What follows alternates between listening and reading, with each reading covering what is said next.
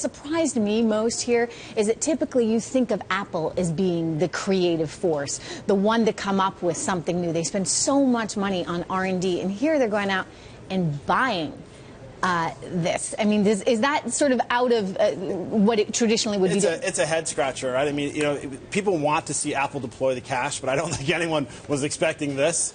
First off, it's primarily a hardware play. We'll get to the services play next, but it's a maker of headphones. Right, and they're high margin. The quality of the headphones are suspect. If you sort of stick into Google, right, Beats headphones are, right. There's a lot of quality questions about the product themselves, and then the other point. But you see this as more of a hardware play as opposed to this streaming service? Well, the bulk of what they do is sell the headphones, the hardware. If you want to buy a streaming service, there's a lot of other properties that you could acquire for either less or more than Beats. Beats streaming is the baby. They're brand new to the game. They're brand new, but they have captured a lot of attention because of the style of the actual product. It's a little bit more user friendly. How many users do you think they have? Oh, they have about 28,000 users. Those are the latest numbers, and to be successful in streaming music, analysts say you need anywhere between 5 and 10 million. So clearly they're not profitable yet, but Apple has really struggled in music, and this is quite a reversal because they were such a pioneer with iTunes. Now people want to rent their music. They were behind the curve. Couldn't they just do that? I mean, Ethan, couldn't they just make it so that you could rent it? They could create a service in iTunes that's similar to Spotify or Pandora? Well, sure, they absolutely could do that, but I think they're behind the 8 ball on a couple trends.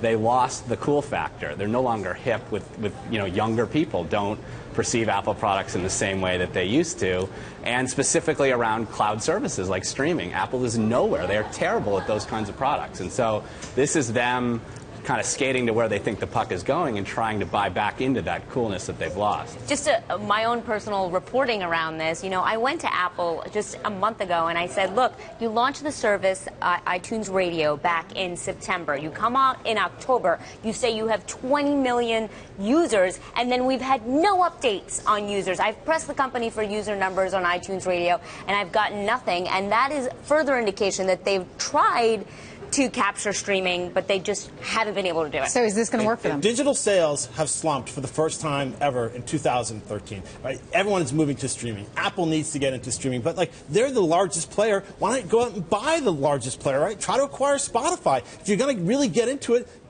big. You could use that mountain of offshore cash. Why do you think they did this? And by the way, $3.2 billion. I mean, that's a lot of money. It's not for Apple. It's not for Apple. Well, actually, right? To be fair, but it's. I know, but that always makes me nervous, Colin. When you start saying, well, it's like people saying, okay, 19 billion wasn't a lot for, wait, for but WhatsApp or Facebook. Hold on a second. You can't just look at offshore cash because a lot of that will require a huge tax hit if you bring it over. If you look at the U.S. operations alone and the stock buybacks that they have to do and the dividends that they're paying out and the capex, they're actually short about $9 billion on a going forward basis through 2015. If you actually, so in other words, you're basically saying they don't have money to just throw out there. It's got to make real sense. It's got to make real sense. It's Right. not just a throwaway thing. So it's not just a throwaway thing, but it also raises the question of if they're low on domestic cash, why don't you use your offshore cash to acquire the largest player in the space, Spotify? Because Spotify may not want to sell. Well, they may not want to sell, but you can listen. It's Apple, right? They have ways. Can sell them. Right? I'm you still write going that back check. to Like the Godfather. Why do you have to acquire anything? I mean, are they going to change the way these things look? I mean, are we going to see an A instead of a B on them? Well, that's what analysts are so scratching their heads about, is because. Go ahead, Ethan. What do you think? I'm looking at the headphones here.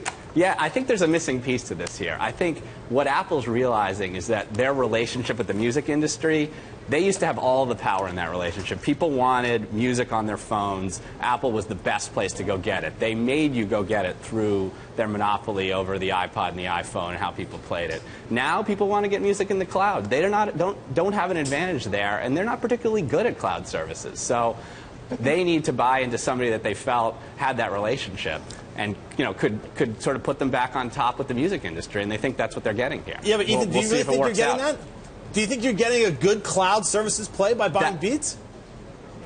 Not today. And what they're predicting is that in the future, this is where the industry is going. I think it's a head scratcher too. I agree with you. That's it. But They you can probably see the build logic one just as easily. Yeah, I mean, they're spending all this money on R&D. Why not build something? But what you can't build the cool factor, and you can't build those relationships with the music industry to make it all work. But they're cool. I mean, Apple jury's is out cool, whether it'll right? Work. I mean, Apple's not cool anymore. Less Not than they used to be. But the question not as cool as they used to be. The question is also how long can Beats be cool?